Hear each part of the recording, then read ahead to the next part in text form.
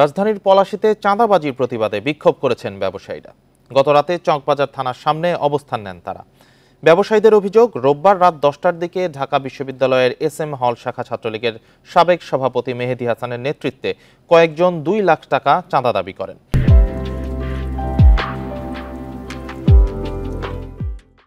এক পর্যায়ে দুপক্ষের মধ্যে সংঘর্ষ হয়।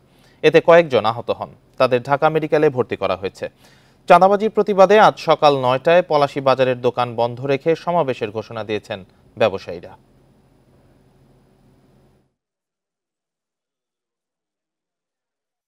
2 লাখ টাকা দিবি, তুই 1000 টাকা কাইলা কি দিছ, 1000 টাকা বাড়াইছ, 2 লাখ টাকা দিবি, তুই 2 লাখ টাকা দিবি, 2 লাখ টাকা দিব, 4 লাখ টাকা দিব।